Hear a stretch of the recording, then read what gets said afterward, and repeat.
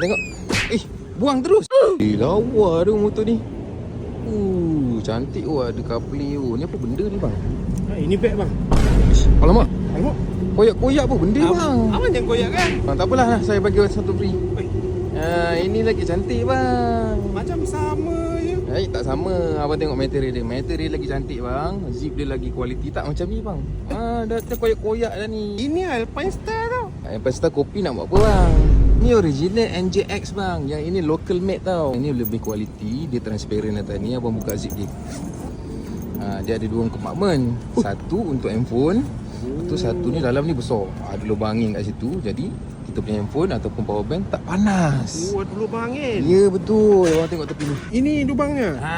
Lubang angin. Lepas tu tepi ni pun ada. Ni boleh keluarkan kabel ataupun abang punya earphone. Nak pakai earphone pun boleh. Bawah tu dia ada poncho bang. Kalau hujan lebat, abang pakai tu. Oh, dia bukan waterproof lah. Bukan waterproof, tapi Kena dia ada pakai yang poncho. Betul. Senang je nak pasang dia. Bukan. Bukan. Ini ada female velcro, abang letak kat situ.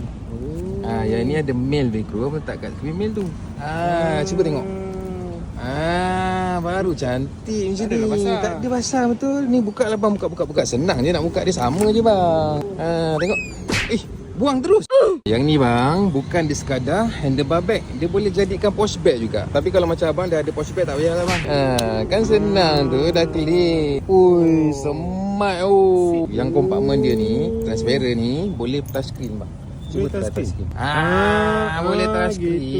Gitu. Senang lah. Jadi kalau ada apa-apa, abang nak tengok map ke, boleh lah. Dia gerak dulu bang. Terima kasih bang. Yang bag tu kira halal lah bang. Okay.